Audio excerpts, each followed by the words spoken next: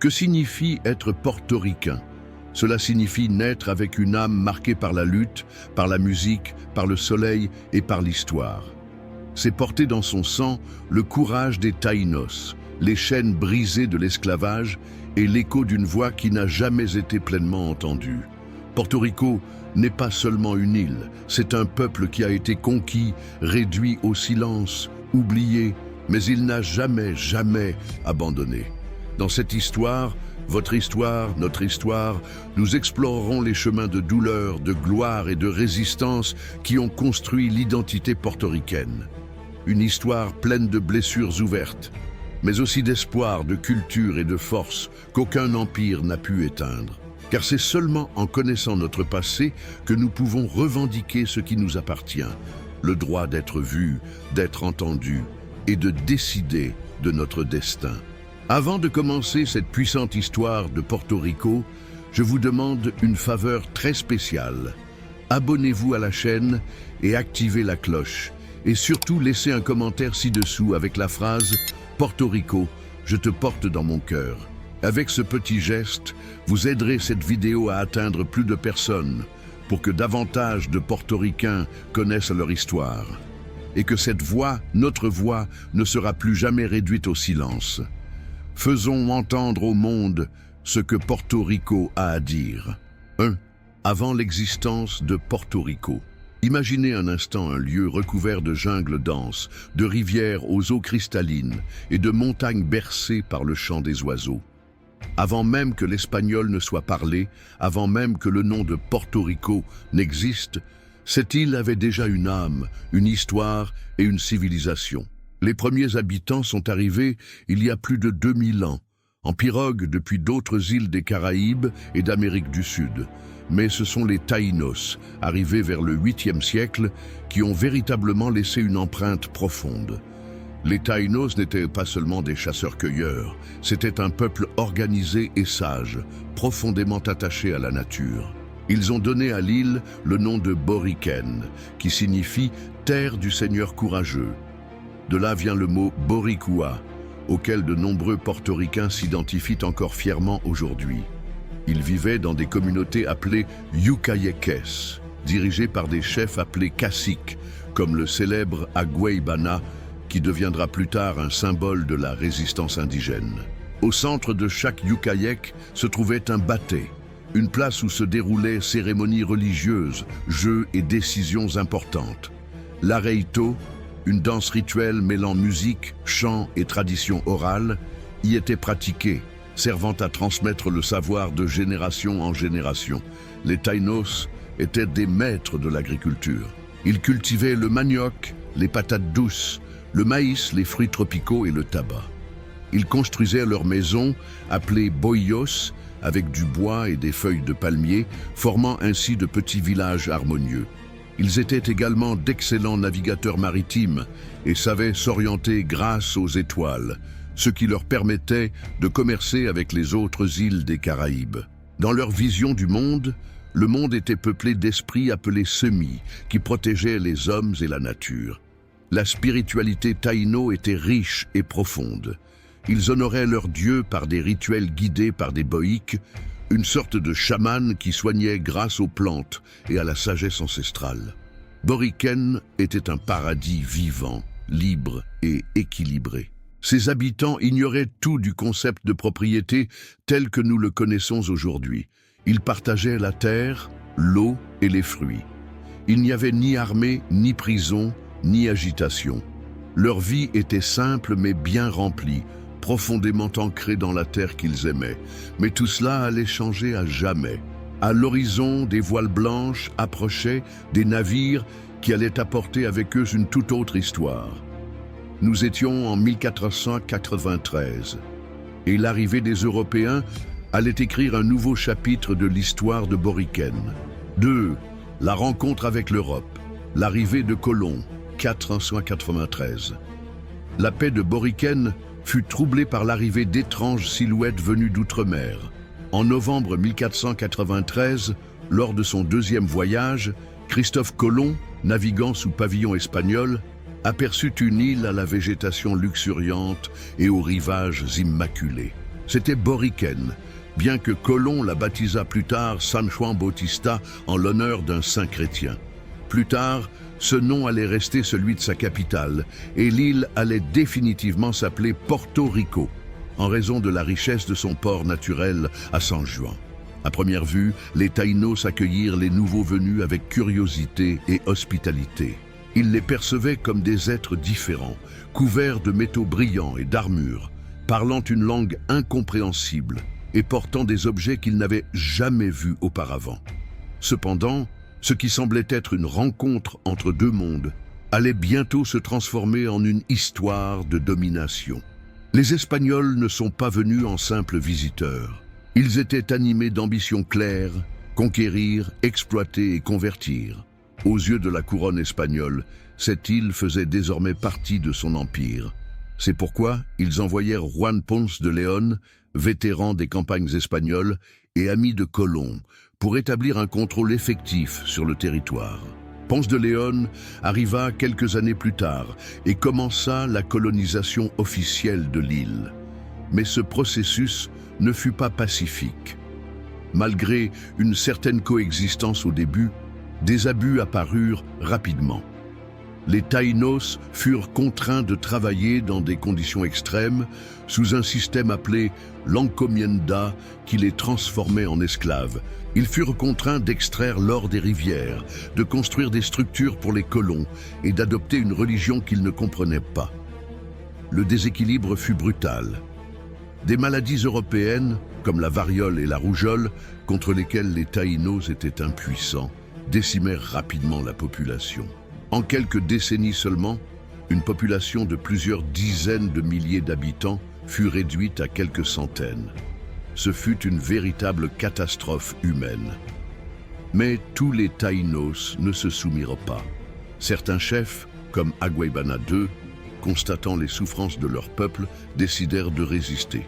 En 1511, une rébellion taïno éclata, l'une des premières luttes pour la liberté en Amérique. Bien que violemment réprimée, la révolte resta gravée dans la mémoire collective du peuple portoricain comme un symbole de dignité et de courage. Pendant ce temps, les Espagnols poursuivaient leur avancée. Ils fondèrent Capara, première colonie européenne sur l'île, puis transférèrent la capitale sur la côte, fondant la ville de San Juan, qui allait devenir un joyau des Caraïbes coloniales. Ce qui avait commencé comme une rencontre s'est transformé en conquête. Et ce qui était autrefois Boriken, avec ses Yucayeks, ses chefs et sa sagesse ancestrale, est devenu une colonie espagnole. Mais ce n'était que la première d'une longue série de transformations. L'étape suivante nous emmène à une époque d'extraction de richesses, d'esclavage africain et de fortification anti-piraterie, où Porto Rico devient une pièce clé du grand jeu d'échecs de l'Empire espagnol en Amérique. 3. Conquête et résistance des Taïnos. Bien que l'arrivée des Espagnols ait radicalement transformé les Taïnos, ils n'ont pas accepté la domination sans combattre. Ce qui n'était au départ qu'une rencontre pleine de curiosité s'est vite transformé en un lieu d'exploitation, de violence et de souffrance. Et comme prévu, les Taïnos ont décidé de résister. Les abus furent nombreux. Les Taïnos, contraints de travailler dans les mines, de transporter des provisions et de cultiver sous un soleil de plomb pour nourrir les conquistadors, vivaient dans des conditions inhumaines. Le système de l'encomienda, censé protéger les indigènes en échange de leur travail, les réduisit en réalité à la servitude forcée. De plus, des maladies européennes qu'ils n'avaient jamais rencontrées auparavant, comme la variole, la grippe et la rougeole, commencèrent à se propager rapidement, tuant des milliers de personnes, sans aucun moyen de défense. Dans ce contexte désespéré, un personnage clé émergea. Agüeybana II, surnommé le Brave. Il était le neveu du grand chef Agüeybana Ier, qui avait tenté de maintenir la paix avec les Espagnols. Mais après la mort de son oncle et constatant les exactions commises contre son peuple, Agüeybana II comprit que la seule façon de sauver son peuple était de se battre. En 1511, Agüeybana II organisa une rébellion généralisée. Il s'agissait d'un soulèvement coordonné entre plusieurs chefs et leur communauté. L'attaque débuta par un acte symbolique et puissant. Le meurtre de Diego Salcedo, un Espagnol que les Taínos noyèrent dans une rivière pour vérifier si, comme ils le croyaient, les Européens étaient véritablement immortels. Constatant le contraire, ils furent convaincus de pouvoir les affronter. Ainsi éclata la rébellion taïno. Pendant des semaines, les Espagnols furent attaqués en divers points de l'île. Les Yucayeques unirent leurs forces avec des arcs, des flèches, des gourdins et des lances en bois. Ce fut une lutte inégale, certes, mais pleine de courage. Les Espagnols, alarmés par l'ampleur de la révolte, réagirent avec brutalité. Armés d'armes à feu, de chevaux, des animaux que les Taínos n'avaient jamais vus auparavant, et d'armures d'acier, ils écrasèrent la rébellion. De nombreux chefs furent tués, et Agüebana II lui-même périt au combat, même si son image restera à jamais un symbole de la résistance indigène. La défaite des Taínos marqua le début de la fin de leur culture. Au cours des décennies suivantes, la population indigène déclina considérablement. Certains survivants se mêlèrent aux esclaves africains et aux colons européens, donnant naissance au métissage. D'autres s'enfuirent dans les montagnes ou furent emmenés comme esclaves sur d'autres îles. Bien que la résistance taïno ait été vaincue militairement, son esprit n'a pas disparu. Son héritage perdure dans le sang, les mots, les visages et l'identité du peuple portoricain, qui se surnomme encore aujourd'hui fièrement Boricua, en hommage au nom d'origine de l'île. Mais l'histoire ne s'arrête pas là. La population taïno décimée, les Espagnols cherchèrent une nouvelle source de main-d'œuvre, les esclaves africains. Ainsi commença une nouvelle ère dans l'histoire de Porto Rico, marquée par l'or, les plantations, le commerce maritime et la dure réalité de l'esclavage. 4. Porto Rico colonial, or, esclavage et plantation. Après avoir réprimé la rébellion taïno, les Espagnols prirent le contrôle total de l'île. Porto Rico, grâce à sa position stratégique dans les Caraïbes, devint un joyau de l'Empire espagnol, un point de transit entre l'Europe et les Amériques. Mais au-delà de la carte, ce qui intéressait véritablement les conquistadors, c'était l'or. Et c'était là leur premier objectif majeur. Au début du XVIe siècle, les colons espagnols forcèrent les populations autochtones restantes à extraire l'or des rivières, notamment dans des régions comme Toa Alta, Utuado et Coamo. Jour après jour, les Taínos fouillaient la boue sous un soleil de plomb, à la recherche de précieuses pépites à envoyer en Espagne. Cependant, l'or n'était pas aussi abondant que prévu et en quelques décennies, les filons commencèrent à s'assécher. Avec l'effondrement de l'industrie aurifère et le déclin drastique de la population indigène, les Espagnols commencèrent à modifier leur modèle économique. Ils avaient besoin d'une nouvelle main-d'œuvre, et c'est ainsi que commença la triste et douloureuse histoire de l'esclavage africain à Porto Rico. À partir du milieu du XVIe siècle, des navires arrivèrent d'Afrique chargés d'hommes, de femmes et d'enfants enchaînés, vendus comme marchandises pour travailler dans les haciendas. Ces esclaves africains seraient principalement utilisés pour la culture de la canne à sucre, un produit qui commençait à prendre une grande valeur en Europe. À cette époque, Porto Rico passa d'un territoire minier à une économie agricole de plantation. Outre la canne à sucre, on y cultivait également le gingembre, le tabac et le café, bien que ce dernier devienne plus important au cours des siècles suivants. Les haciendas coloniales étaient de véritables centres de production.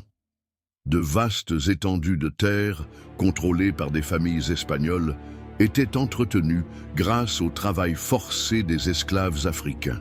Ceux-ci vivaient dans de modestes baraquements, travaillaient du matin au soir et subissaient de cruels châtiments s'ils désobéissaient ou tentaient de s'échapper. Mais malgré ces conditions inhumaines, les Africains résistèrent. Ils préservèrent leurs racines, leur musique, leur religion et laissèrent une profonde empreinte sur la culture portoricaine. Entre-temps, la société insulaire commença à se transformer. Au XVIIe et XVIIIe siècle, une population métisse et créole émergea, mélange d'autochtones, d'Africains et d'Européens. C'était une société stratifiée, où la couleur de peau, le nom de famille et la richesse déterminaient la position sociale. San Juan, la capitale, commençait à se développer. Églises, couvents et maisons coloniales en pierre furent construits. La vie s'articulait autour de la foi catholique, des autorités espagnoles et des règles imposées par la mère patrie. Tout devait être approuvé par le roi et son représentant sur l'île, le gouverneur. Mais tout ne se passa pas sans heurts.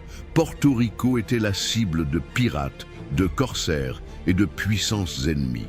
L'Empire espagnol investit donc des ressources considérables dans la défense de l'île, comme nous le verrons dans le chapitre suivant.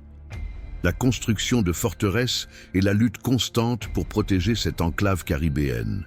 Juste un instant avant de continuer cette histoire profonde. Avez-vous déjà vérifié si vous êtes abonné à la chaîne?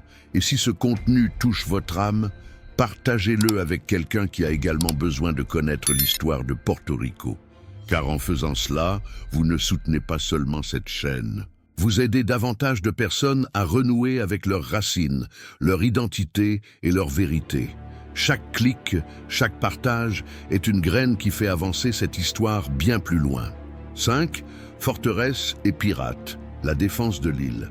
Avec l'essor de la production agricole, les ports de Porto Rico, notamment celui de San Juan, commencèrent à se remplir de navires chargés de sucre, de tabac et de métaux précieux à destination de l'Europe. À chaque départ pour l'Espagne, l'intérêt des pirates, des corsaires et des puissances rivales pour le pillage de ce trésor flottant au cœur des Caraïbes grandissait également. Au XVIe et XVIIe siècle, les Caraïbes furent le théâtre de batailles maritimes, de pillages et de conspirations. Porto Rico, de par sa position stratégique entre l'Amérique du Sud et l'Europe, était une étape incontournable sur les routes commerciales. Les Anglais, les Français et les Hollandais, ennemis de l'Empire espagnol, considéraient l'île comme un trésor à conquérir. L'attaque la plus mémorable de cette époque fut celle du corsaire anglais Sir Francis Drake, qui tenta de prendre San Juan en 1595. Ces navires apparurent au large de la baie, canons prêts à tirer, mais les défenseurs de la ville, menés par le gouverneur Pedro Suárez Coronel, résistèrent et parvinrent à repousser les envahisseurs. 2 ans plus tard, en 1588, un autre Anglais, George Clifford, comte de Cumberland, parvint à occuper brièvement la ville, mais dut se retirer en raison d'une épidémie de dysenterie parmi ses troupes. Ces menaces forcèrent l'Espagne à transformer San Juan en ville fortifiée. C'est ainsi que naquit l'essor de certaines des structures militaires les plus impressionnantes du continent. Le Castillo San Felipe del Morro, imposante forteresse à l'angle nord-ouest de la ville, fut construit pour défendre l'entrée de la baie.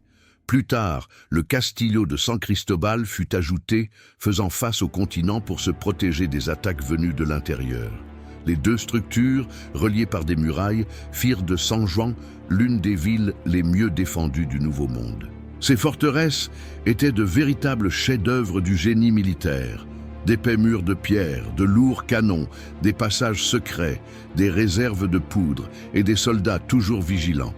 La vie y était rude. Les soldats subissaient une discipline stricte, affrontaient la chaleur, l'humidité et la maladie et craignaient constamment une nouvelle attaque ennemie.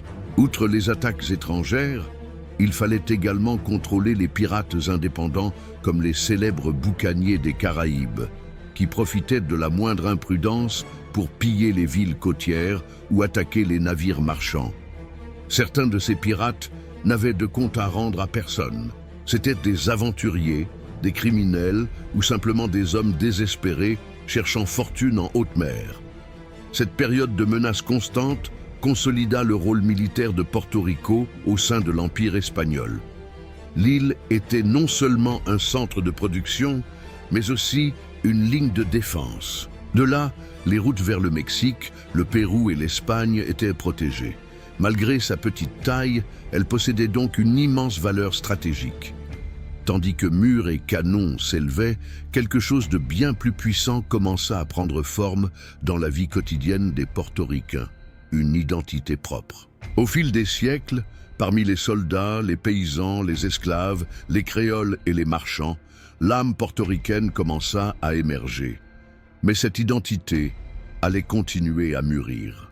Et au fil du temps, au milieu de siècles de domination espagnole, d'esclavage et d'inégalité, un nouveau réveil politique et social allait prendre forme.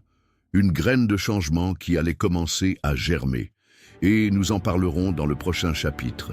6. Des siècles de domination espagnole et une identité en construction. Pendant plus de 3 siècles, Porto Rico fut une colonie sous le contrôle direct de la couronne espagnole.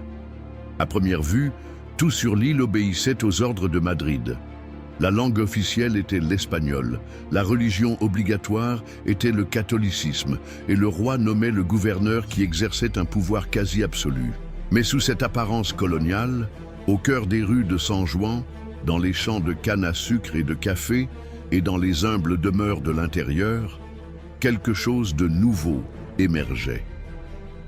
La société portoricaine des XVIIe et XVIIIe siècles était un mélange complexe et diversifié. D'un côté, les péninsulaires espagnols nés en Europe occupaient les plus hautes fonctions et contrôlaient le commerce. De l'autre, les créoles, enfants d'Espagnols nés sur l'île, commençaient à forger leur propre vision du monde, plus liée à la réalité portoricaine qu'à la lointaine Espagne. À cela s'ajoutaient les descendants d'esclaves africains, les rares autochtones survivants et les métis, issus de la fusion de toutes ces cultures. Au cœur de cette fusion, une culture distincte a commencé à émerger, distincte de celle de l'Espagne, mais aussi du reste des Caraïbes. Une culture qui s'exprime dans la musique, la cuisine, les croyances religieuses, la parole et même les fêtes populaires. La bomba et la plena, par exemple, sont nées de cette fusion, mêlant rythme africain, mélodie européenne et expérience créole. Dans les campagnes, une figure émergea qui allait devenir le symbole de l'âme portoricaine, le jibaro. Ce paysan humble, travailleur et autosuffisant qui vivait de la terre et valorisait la famille, l'honneur et la communauté, commença à incarner l'essence même de la portoricaine. Souvent méprisé par l'élite, le jibaro devint le cœur du peuple. L'île faisait sans aucun doute partie de l'Empire espagnol, mais elle n'était plus seulement une extension de l'Espagne. C'était un lieu doté de sa propre personnalité, avec des habitants qui parlaient espagnol à leur manière, qui croyaient au saint mêlé de croyances africaines, qui cuisinaient du riz au pois d'Angole, qui dansaient au son des tambours et qui commençaient à se sentir différents. Pendant ce temps, les idéaux de liberté commençaient à se répandre sur tout le continent. Les révolutions d'indépendance en Amérique latine, comme celle du Venezuela, de la Colombie et du Mexique, commençaient à résonner dans l'esprit et le cœur de nombreux portoricains, en particulier parmi les créoles instruits et les personnes instruites. Pourquoi rester une colonie si d'autres nations façonnaient leur propre destin? Ainsi, tandis que la vie quotidienne continuait, avec les messes dans les églises, les travaux agricoles et les marchés remplis de produits locaux, la graine de la conscience nationale germait. Porto Rico n'était plus seulement un point de transit, ni une base militaire de l'Empire.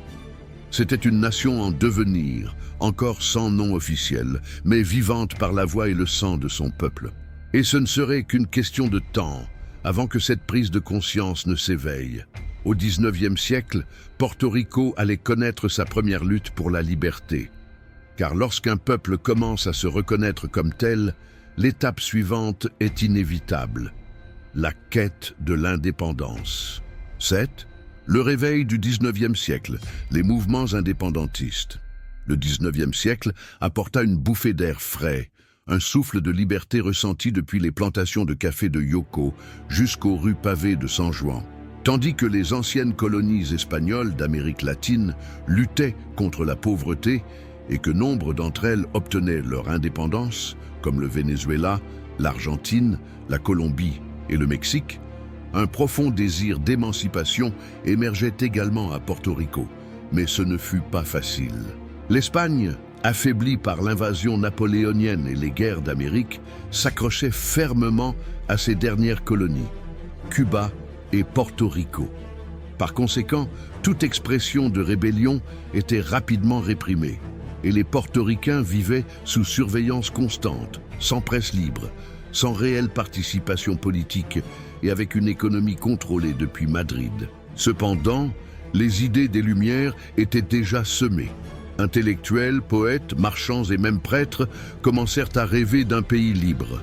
Certains voyagèrent en Europe et en Amérique du Sud. D'autres lurent Bolivar, Rousseau et Martí. Et peu à peu, des voix courageuses émergèrent, prêtes à concrétiser ces rêves.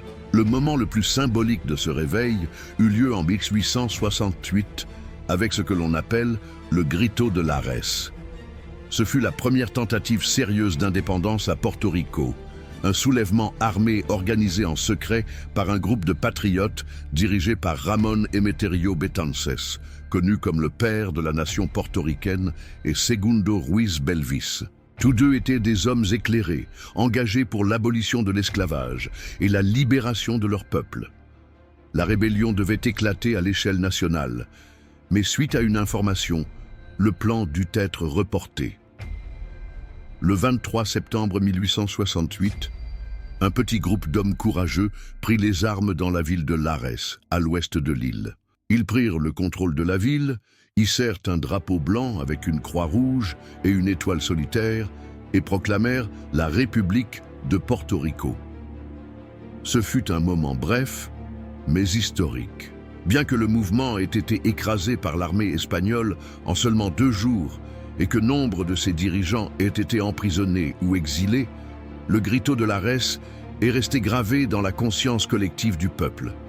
Ce ne fut pas une défaite, mais la naissance d'une lutte organisée pour la liberté. La même année, l'Espagne abolit l'esclavage à Porto Rico, peut-être en réponse partielle au soulèvement, et autorisa certaines réformes les années suivantes. Cependant, le contrôle resta strict et l'indépendance resta un espoir plutôt qu'une réalité. Les mouvements indépendantistes se réorganisèrent, désormais avec plus de discrétion, et de nombreux portoricains commencèrent à s'impliquer en politique, soit dans le cadre colonial, soit depuis l'exil. Betances continua d'inspirer depuis Paris, tandis que sur l'île, Eugenio María de Hostos luttait pour l'éducation et l'unité latino-américaine. Ce 19e siècle marqua en définitive l'éveil d'une conscience nationale. Porto Rico n'était plus seulement un mélange de peuples sous domination étrangère. Porto Rico se reconnaissait comme une nation ayant le droit de choisir son destin. Une nation avec une histoire, une culture, des héros et des rêves. Et même si ces rêves restaient à réaliser, le mouvement prenait de l'ampleur. En quelques années seulement, Porto Rico obtiendrait pour la première fois une autonomie limitée, une étape historique prometteuse de liberté, mais qui serait brutalement interrompue par l'arrivée d'un nouvel empire venu du Nord. 8. Autonomie, pour une courte période, 1897. Après des décennies de lutte, de répression et d'espoir, quelque chose changea enfin.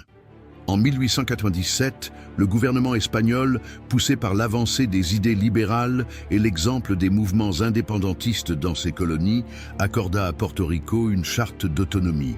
Pour la première fois depuis plus de 400 ans, l'île allait disposer de son propre gouvernement, élu par les portoricains, doté de pouvoirs limités mais réels pour légiférer et administrer les affaires intérieures. Ce moment fut accueilli avec joie et enthousiasme par une grande partie de la population. Des rassemblements furent organisés, les journaux locaux furent publiés sans censure, des drapeaux furent tissés et de nombreux portoricains sentirent que la liberté était enfin à portée de main. Un parlement local doté de chambres législatives fut organisé et des réformes visant à moderniser l'île commencèrent à être mises en œuvre dans les domaines de l'éducation, de l'agriculture, des infrastructures et de l'économie. Le rêve portoricain d'autonomie, bien que toujours sous la monarchie espagnole, semblait se réaliser. L'autonomie n'était pas l'indépendance, mais une opportunité de construire le pays de l'intérieur, avec voix et droit de vote. De nombreux dirigeants politiques, anciens révolutionnaires et jeunes idéalistes rejoignirent ce nouveau projet avec l'espoir de transformer Porto Rico en une nation libre, prospère et moderne. Cependant, ce rêve fut de courte durée.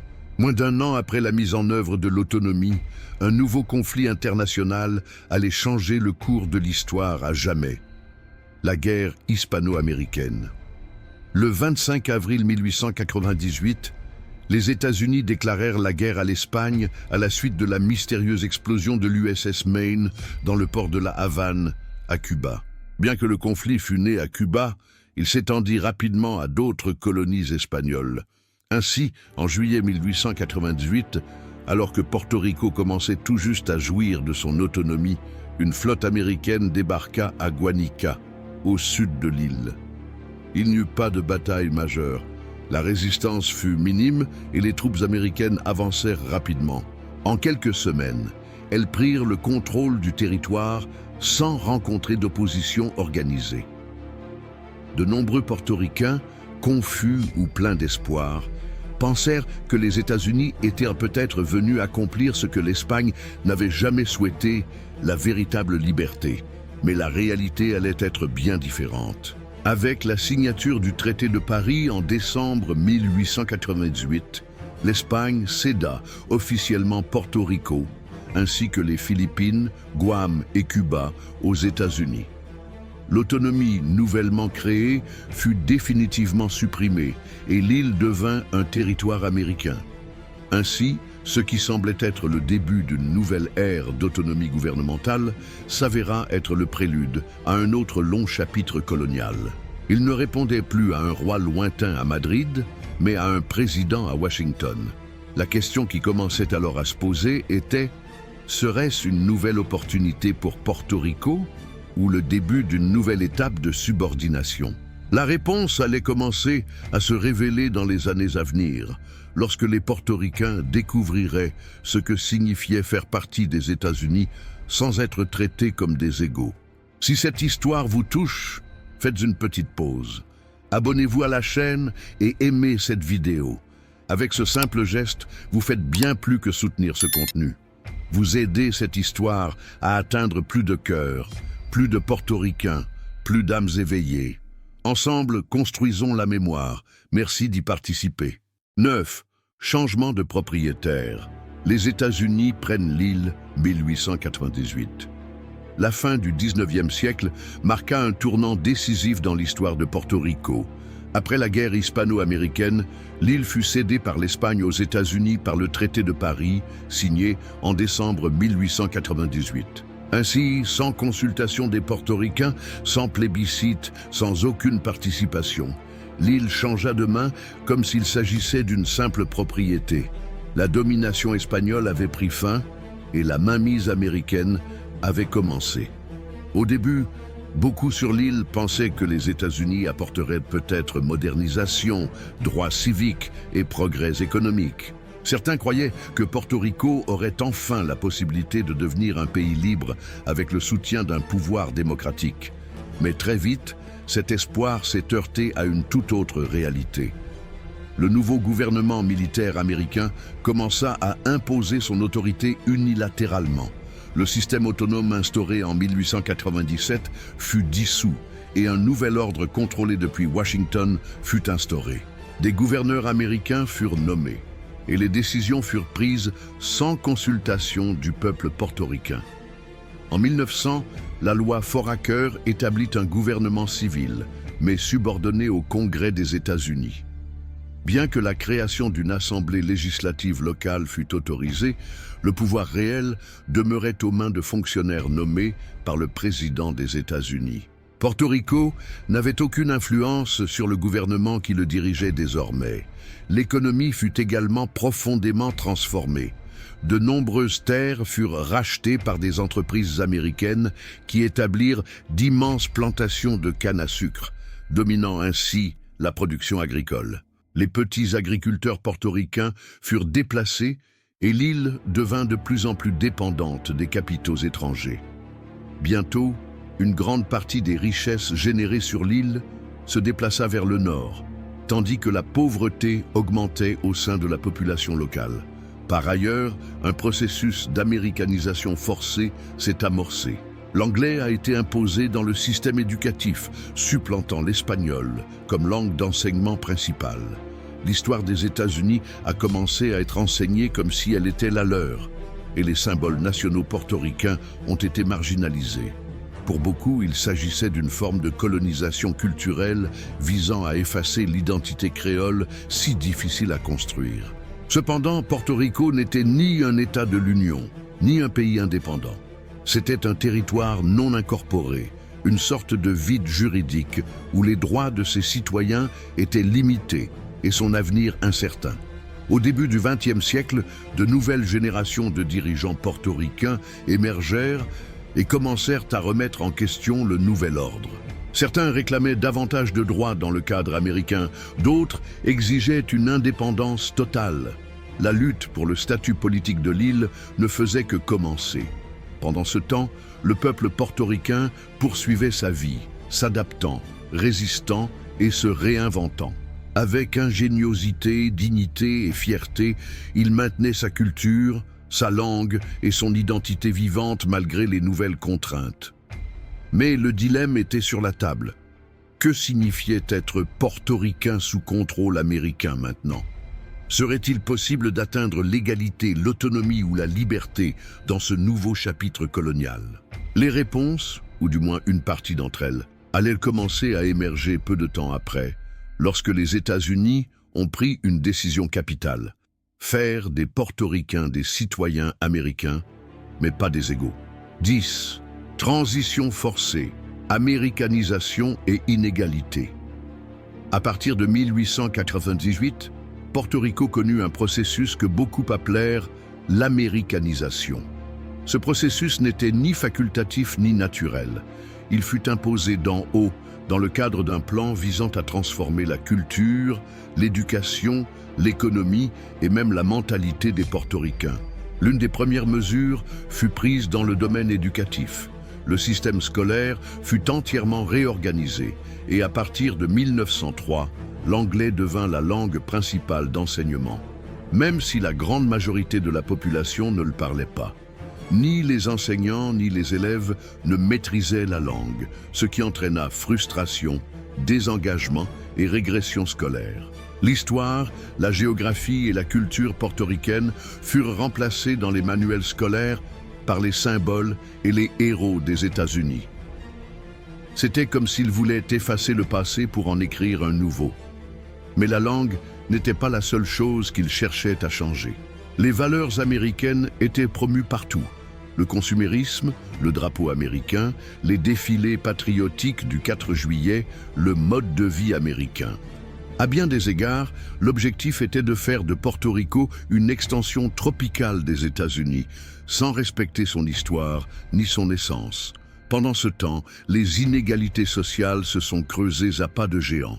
De grandes entreprises américaines ont racheté de vastes terres agricoles, notamment pour la production de canne à sucre, laissant des milliers d'agriculteurs sans terre ni perspective d'avenir. Ces entreprises contrôlaient non seulement les cultures, mais aussi les chemins de fer, les ports et même les banques. L'économie portoricaine est devenue totalement subordonnée aux intérêts des investisseurs du Nord. Les travailleurs portoricains vivaient avec de bas salaires, des conditions de travail difficiles et l'absence de protection sociale, tandis que les profits partaient à l'étranger. Les bénéfices du progrès étaient réservés à une minorité, et la pauvreté devenait une ombre permanente dans de nombreuses villes. Face à cette réalité, une résistance culturelle et politique s'est manifestée. De nombreux portoricains ont fièrement défendu leur langue, leurs coutumes, leur musique et leurs croyances. On parlait espagnol à la maison, on lisait des poèmes locaux, on chantait des pleunats dénonçant l'injustice. Et la résistance s'exprimait, parfois par la parole, parfois par le silence. De nouveaux mouvements politiques commencèrent également à se former, certains cherchant à négocier un meilleur accord avec les États-Unis, d'autres réclamant fermement l'indépendance. Mais tous s'accordaient sur un point. Porto Rico ne pouvait plus rester une colonie déguisée en territoire. Malgré les changements et les pressions, les Portoricains n'ont pas perdu leur identité. Au contraire, ils l'ont renforcée, se souvenant de qui ils étaient, d'où ils venaient, et de l'importance de continuer à se battre. Cette résistance culturelle, silencieuse mais ferme, a été le moteur qui a maintenu vivante l'essence portoricaine en ces temps de confusion et d'inégalité. Mais le plus ironique restait à venir.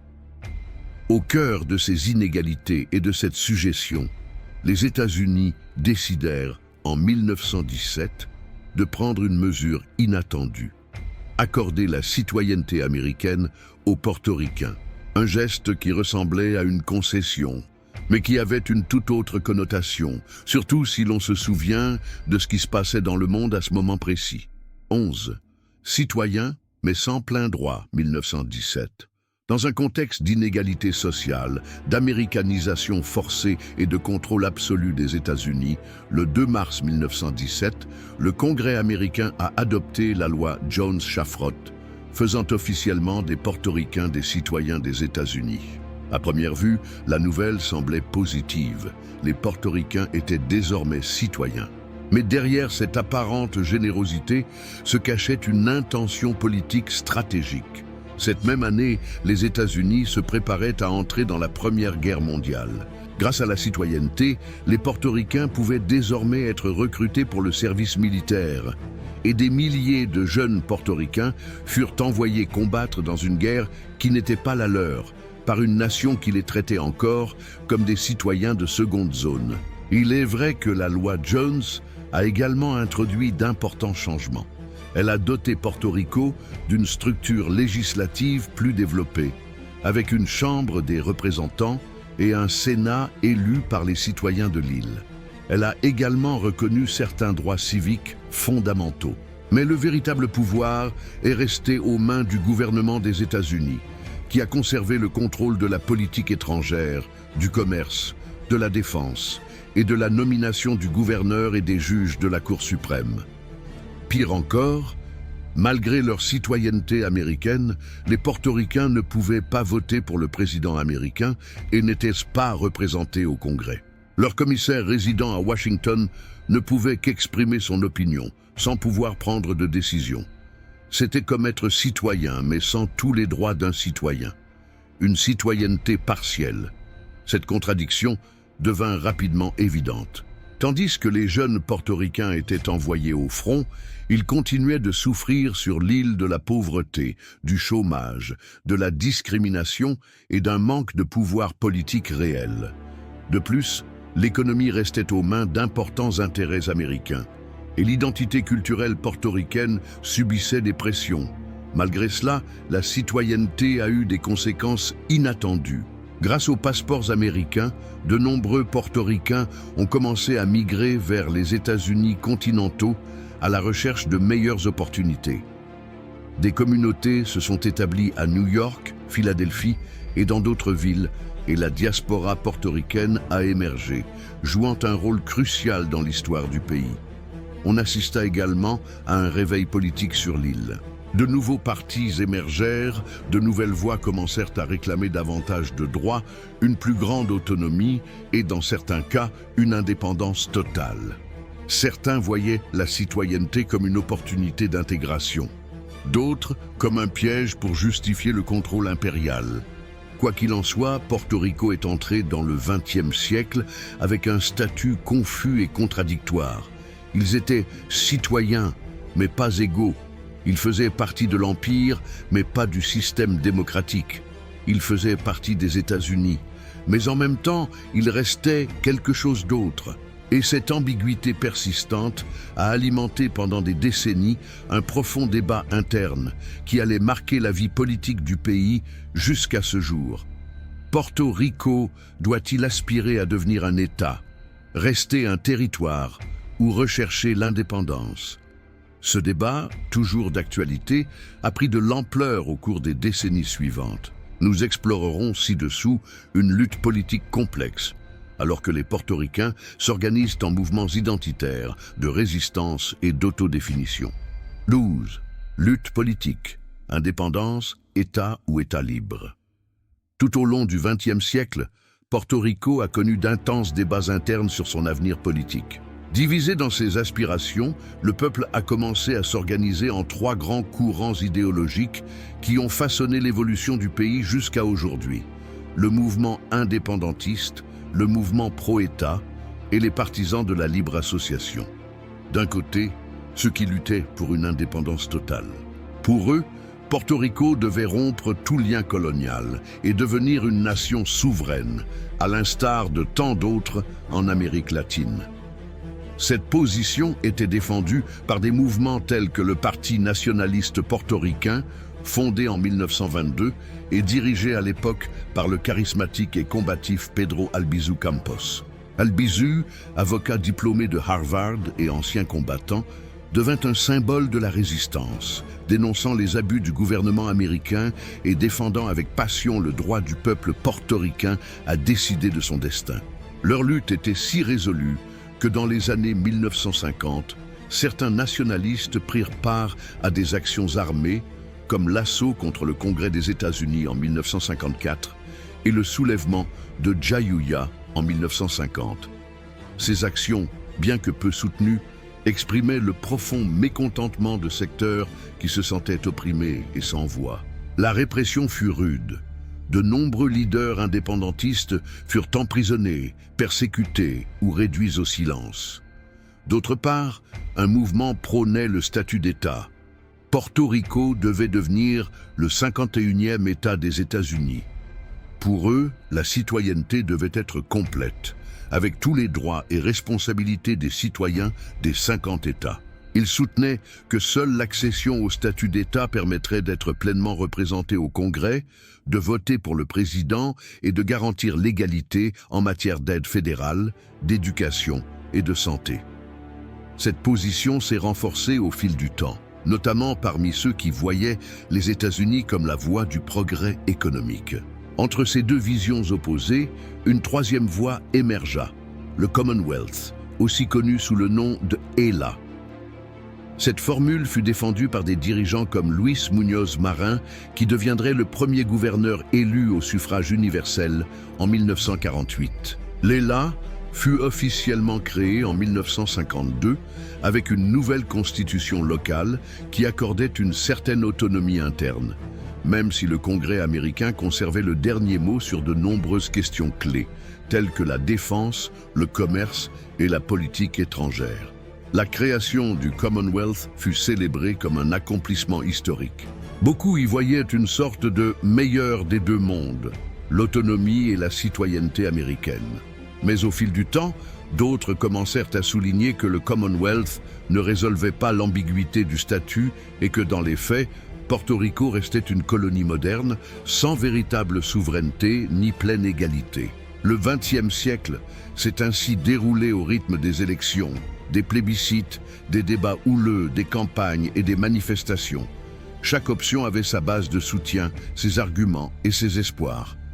Pendant ce temps, la population vivait entre l'incertitude politique et un besoin croissant de développement économique et social. Ce débat sur le statut a non seulement divisé les partis, mais aussi les familles, les générations et les communautés. C'était, et c'est toujours, le grand dilemme de Porto Rico. Une indépendance totale pour construire notre propre pays, un État à part entière pour l'égalité des citoyens ou un Commonwealth renouvelé qui combine le meilleur des deux mondes. Alors que ce débat politique se déroulait, les États-Unis allaient mettre en avant un programme économique ambitieux qui allait radicalement changer la structure productive de l'île. Un sujet que nous aborderons dans notre prochain chapitre. Si cette vidéo touche votre cœur, ne la gardez pas pour vous. Partagez-le avec quelqu'un qui a également besoin de renouer avec l'histoire de Porto Rico. Donnez-lui un j'aime. Abonnez-vous à la chaîne et n'oubliez pas d'activer la cloche de notification. Grâce à ces étapes simples, vous contribuez à garantir que cette histoire ne soit pas perdue. Et pour atteindre plus loin, plus de foyers, plus de cœurs. Merci de faire partie de cette mission de mémoire, de fierté et de vérité. 13. Modernisation. Opération au travail. Dans les années 1950, Porto Rico était confronté à un problème structurel. Son économie restait fragile, trop dépendante de l'agriculture, notamment de la monoculture de la canne à sucre. La majorité des portoricains vivaient en zone rurale, dans des conditions modestes. avec un accès limité à l'éducation, aux soins de santé et à un emploi décent. Le chômage était élevé et de nombreux jeunes n'envisageaient aucun avenir à la campagne. Face à cette situation, le gouverneur de l'époque, Luis Muñoz Marín, et son équipe gouvernementale ont lancé un plan économique et social sans précédent baptisé Opération Bootstrap. Son objectif était de transformer Porto Rico d'une économie agricole en une économie industrialisée moderne, connectée aux marchés internationaux, notamment aux États-Unis. Comment y sont-ils parvenus? Le gouvernement portoricain a créé des incitations fiscales très attractives pour les entreprises américaines désireuses de s'implanter sur l'île. Elles bénéficiaient d'exonérations fiscales, d'une main-d'œuvre bon marché, de terrains, d'infrastructures et de l'avantage d'opérer aux États-Unis sans les complications douanières internationales. Les usines commencèrent à prospérer. Textiles, produits pharmaceutiques, électroniques et pétrochimiques. San Juan, Bayamón, Caguas et d'autres centres urbains se remplirent de nouvelles zones industrielles. Autoroutes, barrages, écoles, logements sociaux et hôpitaux furent construits. Des campagnes d'alphabétisation et des programmes de santé communautaire furent également promus. L'impact fut considérable. En quelques années seulement, des milliers de personnes quittèrent la campagne pour les villes à la recherche d'emplois industriels. Porto Rico connut un processus accéléré d'urbanisation, de modernisation et d'industrialisation. Les conditions de vie s'améliorèrent à bien des égards. La scolarisation progressa, la mortalité infantile diminua et l'électricité et l'eau potable se généralisèrent. Cependant, tout n'était pas rose. Cette transformation a également engendré des déséquilibres. L'agriculture a été pratiquement abandonnée, rendant le pays dépendant des importations alimentaires. De nombreuses usines appartenaient à des entreprises étrangères qui ont détourné la majeure partie des bénéfices de l'île. L'urbanisation rapide a également entraîné des problèmes sociaux. Pauvreté dans les périphéries du pays, manque de logements adéquats et croissance incontrôlée. De plus, lorsque certaines industries ont commencé à fermer ou à délocaliser vers des pays à moindre coût, Porto Rico s'est retrouvé vulnérable, sans solution de rechange à long terme. À cela s'est ajouté un phénomène migratoire sans précédent. Des centaines de milliers de Portoricains ont émigré vers les États-Unis continentaux, notamment à New York, à la recherche d'opportunités qu'ils ne trouvaient pas dans leur pays d'origine. Malgré ces contradictions, Manos a la Obra fut une révolution économique et sociale. Elle transforma le visage de Porto Rico, l'intégra au monde moderne et démontra qu'il était possible de stimuler le développement grâce à une vision et une volonté politique. Mais elle enseigna aussi les risques liés à la dépendance à des facteurs externes et à des modèles économiques imposés de l'extérieur. Porto Rico s'est modernisé, certes, mais à quel prix?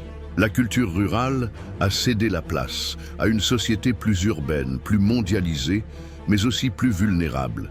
Et au cours des décennies suivantes, cette vulnérabilité allait devenir de plus en plus évidente, notamment avec les crises économiques, les restrictions budgétaires et les migrations massives. C'est le chemin qui nous mène directement au chapitre suivant de notre histoire. Comment Porto Rico a fait face aux difficultés du XXIe siècle, aux catastrophes naturelles et à l'exode continu de sa population vers le nord. 14. Crise économique, ouragans et migration de masse. Pendant des années, Porto Rico s'est appuyé sur un modèle économique basé sur des incitations fédérales pour attirer l'industrie. Mais en 1996, le Congrès américain a approuvé la suppression progressive de l'article 936, une loi qui permettait aux entreprises américaines d'opérer sur l'île avec des avantages fiscaux. Cette décision, passée inaperçue à l'époque, a eu des conséquences dévastatrices. Des milliers d'usines ont fermé, des emplois ont disparu et l'économie portoricaine a sombré dans la crise. Sans assise économique solide, le gouvernement portoricain a commencé à emprunter à des niveaux alarmants pour maintenir les services publics et honorer ses obligations. En 2015, La dette dépassait déjà les 70 milliards de dollars, un montant inabordable pour une île d'un peu plus de 3 millions d'habitants. Les coupes budgétaires ne se sont pas fait attendre. Fermeture d'écoles, licenciement de fonctionnaires et réduction des services essentiels. En 2016, le Congrès des États-Unis a créé une entité appelée le Conseil de contrôle budgétaire, connu à Porto Rico sous le nom de le Conseil. Cette entité, imposée sans le consentement du peuple, a pris le contrôle des finances publiques de l'île. Pour beaucoup, il s'agissait d'un retour à l'époque coloniale, une décision prise depuis Washington sans la participation démocratique des Portoricains. Et alors que la situation semblait inextricable, l'ouragan Maria a frappé le 20 septembre 2017. Ce fut l'une des catastrophes naturelles les plus catastrophiques de l'histoire des Caraïbes. Avec des vents de plus de 250 km/h, Maria a rasé des villes entières, détruit des routes, fait s'effondrer des ponts, détruit le réseau électrique et privé des millions de personnes d'eau et de communication. Pendant des semaines, Porto Rico a été plongé dans le noir. De nombreux hôpitaux étaient hors service. Les gens faisaient de longues files d'attente pour obtenir de l'essence ou de l'eau, et les approvisionnements étaient rares. La réponse du gouvernement fédéral a été vivement critiquée, lente, inefficace et insuffisante. Le bilan officiel des décès a d'abord été sous-estimé, mais des études ultérieures ont estimé le nombre de morts à des milliers, dont beaucoup étaient dus à des causes indirectes comme le manque de soins médicaux. L'ouragan n'a pas seulement détruit les infrastructures, il a également ravagé l'île, laissant derrière lui un sentiment d'abandon et de vulnérabilité. De nombreux Portoricains, notamment les jeunes et les professionnels, ont décidé d'émigrer en masse vers les États-Unis continentaux, à la recherche d'opportunités que leur pays d'origine ne pouvait plus offrir. Des villes comme Orlando, Miami, Houston et New York ont accueilli des dizaines de milliers de familles déplacées par la crise et la tragédie. Ce phénomène migratoire massif a accentué le vieillissement de la population, réduit la main-d'œuvre et a encore affecté l'économie locale. Au XXIe siècle, Porto Rico est devenue une nation meurtrie, ravagée par la dette, la mauvaise gestion, la négligence institutionnelle et les catastrophes naturelles. Et pourtant, l'esprit portoricain ne s'est pas rendu. Au milieu de la douleur, des mouvements citoyens, des organisations communautaires, des brigades d'aide et une solidarité impressionnante ont émergé. Le peuple a commencé à se reconstruire, quartier par quartier, rue par rue. De nouvelles voix se sont élevées, pleines de force et d'amour pour leur terre. Porto Rico a recommencé à réfléchir, à s'interroger et à rêver. Et nous arrivons ainsi à notre dernier chapitre. Qu'est-ce que Porto Rico aujourd'hui? Une colonie moderne? Une nation culturelle sans souveraineté politique? Un État en devenir? La vérité est que, au-delà de toute définition juridique, Porto Rico reste un peuple qui ne se rend pas, qui chante, qui se bat et qui refuse de disparaître. 15. Porto Rico, aujourd'hui, une île entre deux mondes. Au XXIe siècle, Porto Rico est un territoire oscillant entre modernité et incertitude, entre la culture vibrante de son identité et les tensions d'un statut politique non résolu. Officiellement, Porto Rico fait partie du Commonwealth des États-Unis, mais en pratique, beaucoup le considèrent comme une colonie moderne. Bien qu'il dispose de sa propre constitution, de gouverneurs élus et d'une représentation symbolique à Washington, Porto Rico ne peut pas voter pour le président des États-Unis, ni disposer de sénateurs, ni de membres du Congrès votant. Les décisions les plus importantes concernant le commerce, la défense, l'immigration et de nombreuses lois fédérales continuent d'être prises de l'extérieur. C'est comme si le peuple portoricain vivait au sein de l'Empire, mais sans siège à sa table décisionnelle. Cette réalité politique alimente depuis des décennies un débat qui reste sans réponse.